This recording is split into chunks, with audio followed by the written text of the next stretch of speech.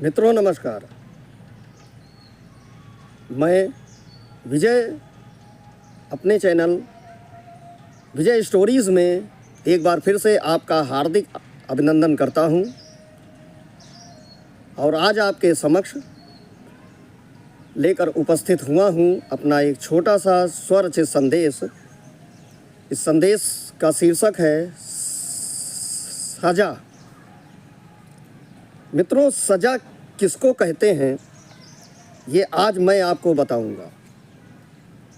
वैसे तो आपको पता ही होगा, लेकिन मेरे विचार से मैं आपको बताऊंगा सजा क्या है। मित्रों, बचपन में जब हम स्कूल जाया करते थे और हमारे मास्टर साहब जब हमें होमवर्क करने के लिए देते थे और हम वो होमवर्क नहीं करके आते थे तो मास्टर हमको डंडे से मारते थे, या कक्षा में कोई गलती करते थे तो भी मार खाते थे। और इसके बाद जब घर में कोई लड़ाई झगड़ा करते तो हमारी माँ हमें मारती, या फिर बहन के साथ झगड़ा करते तो हमारी बहन हमको मारती। तो मित्रों, इसे हम सजा का नाम देते हैं और इसे ही सजा कहते हैं। मित्रों, यहाँ पर अब थोड़ा सा बातों को मोड़ते हैं, ध्यान दीजिएगा। अब इंसान ज़रा सी बात पर हर समय यही कहता रहता है कि भगवान हमें सजा दे रहा है। हमने ज़रूर कोई पिछले जन्म में बुरे कर्म किए होंगे। मित्रों, ध्यान दीजिएगा थोड़ी सी बातों में कि अब किसको पता है कि हम पिछले जन्म में क्या थे। आपको याद है? हमें याद है? नहीं, किसी को नहीं याद है। अगर यही पता हो तो हर इंसान जो है अच्छा ना हो जाए। अगर यही हमें पता हो कि हम पिछले जन्म में ये थे, पिछले जन्म में वो थे, तो हम इस जन्म को अपना जो है बिगाड़ेंगे नहीं और भी अच्छे कर्म करेंगे। लेकिन मित्रों, यहाँ पर आप समझिएगा कि लोग भगवान का नाम देते हैं कि भगवान हमें सजा दे रहा है। कि अब सोचिए कि भगवान हमें क्यों सजा देगा? क्यों सजा देगा? वो सजा देने के लिए थोड़ी ना बैठा है, वो सजा नहीं देगा। गलती तो हमने की है ना। जीवन भर बुरे कार्य हमने किया, तो इसमें भगवान कहाँ से आए?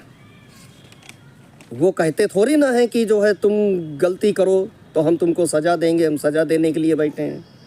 नहीं, हम बेवजह भगवान को दोषी कहते हैं कि वो दोषी है, उसने हमारे साथ ये किया, वो किया, ये सजा दे रहा है, वो सजा दे रहा है। ऐसा कुछ नहीं है। अपने कर्मों पर ध्यान नहीं देते हम और बाद में कहते हैं कि हमें सजा मिल रही है।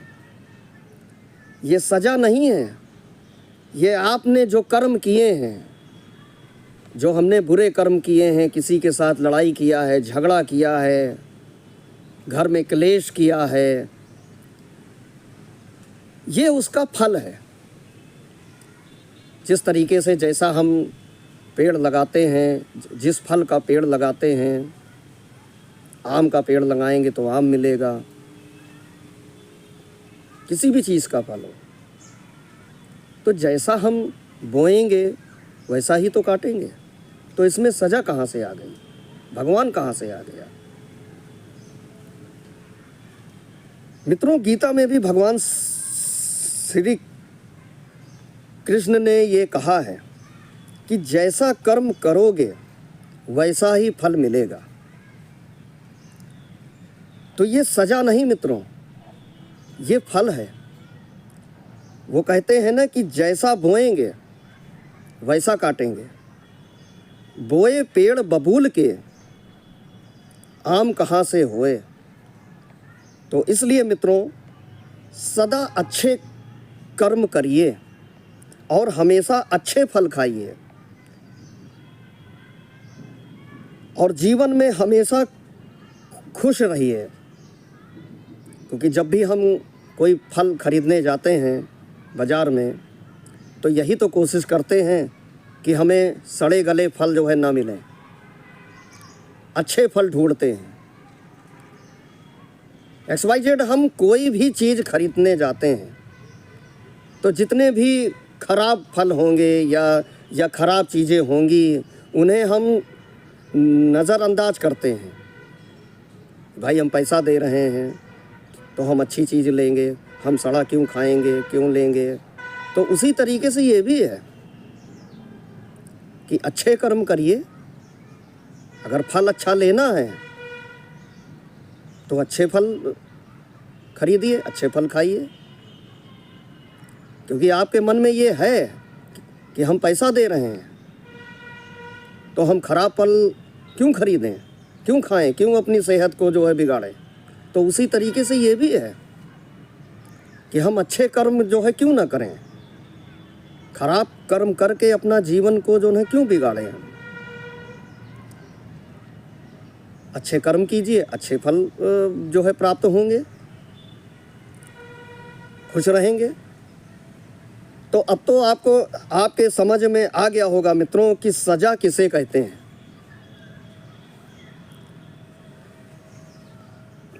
तो ये आज से संकल्प लीजिए कि मुझे बुरे कार्य नहीं करने हैं, मुझे अच्छे कर्म करने हैं और अच्छे फल प्राप्त करने हैं, अपना जीवन सुधारना है। तो मित्रों, बात को ज़्यादा लंबा न करते हुए अपनी वाणी को इसी जगह विराम देता हूँ और आशा करता हूँ कि आप सजा का मतलब समझ गए होंगे। तो अपने इन्हीं शब्दों के साथ आपसे आज्ञा चाहता हूँ। मिलते हैं आपसे अगले वीडियो में, और तब तक के लिए धन्यवाद।